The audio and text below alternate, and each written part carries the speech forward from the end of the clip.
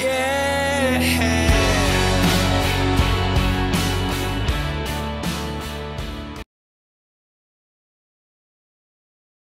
Hey guys, Happy Conscious Gal here. I wanted to do this vlog to kind of show you some of the changes that have been happening for me in how I'm dressing. I want to start with this dress because this is something that I never in my wildest dreams would have worn before I did HCG. I don't know about you, but for me, when I was overweight, the one part of my body that was slim was always my legs. I could rely on my legs, to look good, even if the rest of me got really, really big. And so I spent most of my life, when I wanted to look good, wearing sort of baggy things on the top and something, either a really short skirt or leggings or something tight on the legs. And that was the part of me that I could guarantee would look slim. And so for years when I bought clothes, I've always thought, what can I get to show off my legs and to cover the rest of me? And now that I've lost all this weight on HCG, I'm really forcing myself to buy things that are highlighting different parts of my body that I normally never would have shown off. So for me, I never had a small waist. I always had a really big waist. So I've never worn a little midriff top or anything with a waist, or God forbid something like this, which actually cuts out the waist. So this was a little cheap dress I found in a little shop towards the end of my last round, and I thought, oh, that'll be good for summer. It's one of my colours. I've had my colours done, and teal green is one of my best colours. It's the colour of my eyes. And I thought, oh, well, I have the guts to wear this dress that really is cut out. But in this round, I've actually lost quite a lot. I've shrunk quite a lot around my waist. My waist is actually really small now. I still have fat on my tummy, but my waist is pretty slim. So I feel really comfortable wearing this. So it's a totally radical act for me wearing this dress. I've never, ever done anything like that before, so I'll show you. I'm very white, even though it's hot here. I haven't really got a tan yet. See? Waist, showing the waist. So then a few days ago it was New Year's Eve, and I was looking at my different dresses, and I decided to wear something that I normally wouldn't wear.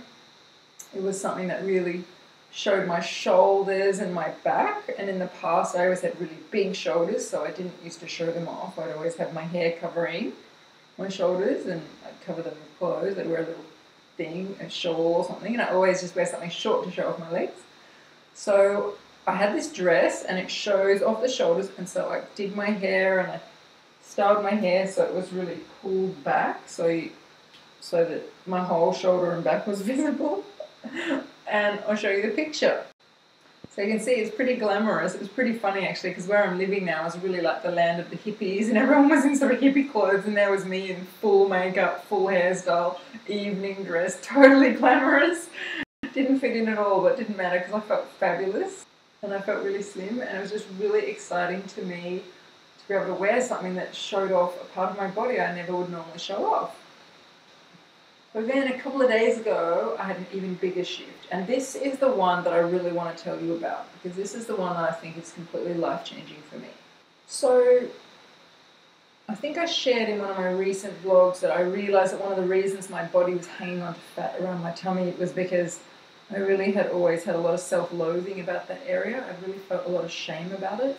I was doing a meditation recently on the beach, and I actually asked my stomach, I said, why did you store all this fat here, and why are you not releasing it? Because the rest of my body's got really skinny. This is the last place that the fat is staying. There's still maybe 3 or 4 pounds there. And I asked, and I thought maybe it was because this is the part of my body that was protecting me from emotions, or I was holding on to anger or stored feelings. And that's a small part of it, but what I really got when I asked was that this place had been the repository of all my shame about myself. So I remember at about the age of 8, I'm not making this up, I actually remember about the age of 8 standing in front of a mirror and practicing sucking my stomach in because I hated it so much because it always stuck out. I was always quite fat around my tummy even as a child. And I, from about the age of 8, was holding it in and disapproving of it and feeling ashamed of it. Imagine feeling ashamed of a part of your body since you were a child. And I realized that all the normal teenage self-hatred that we all have, I projected it all onto my tummy. If only my tummy wasn't so fat, it was always like, I always did everything I could to hide my tummy. I never ever wore anything tight there. I never wore a midriff top, I hated it if it would hang over the top of pants.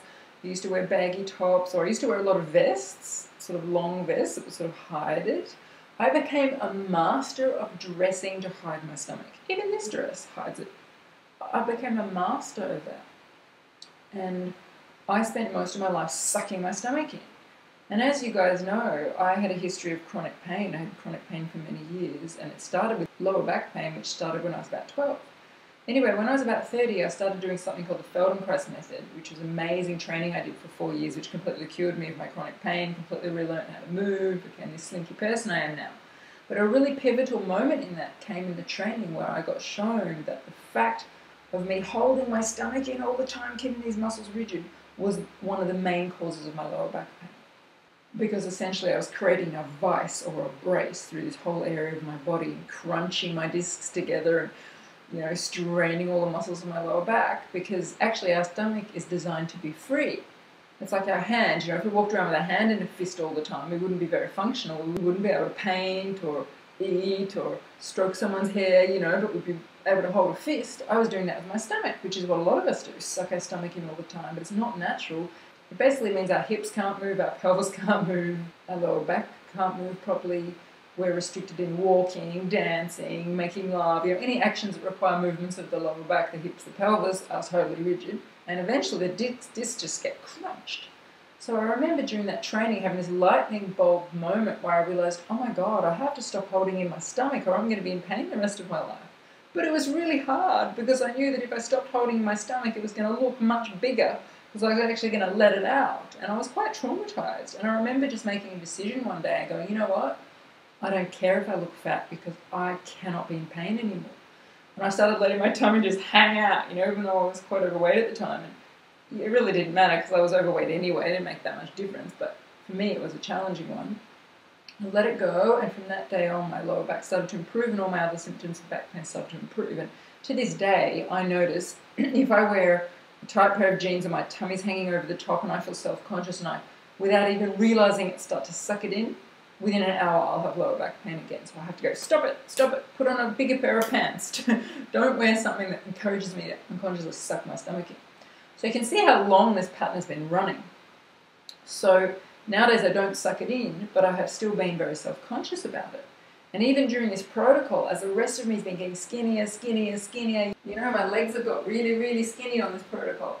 So the rest of me's got really, really skinny, but my stomach hasn't, relative to the rest of me. So it actually in some ways looks bigger than I did before, because compared to the rest of me that's skinny, it's sort of bigger. So I was like, okay, that day on the beach when I was checking in, I was like, why are you not releasing? Why are you not releasing? And I realized it was all shame. All the shame I had about my whole being was projected onto this one place in my body, and had been since the age of 8. Oh my God, it was like, oh. So I realized this has to shift.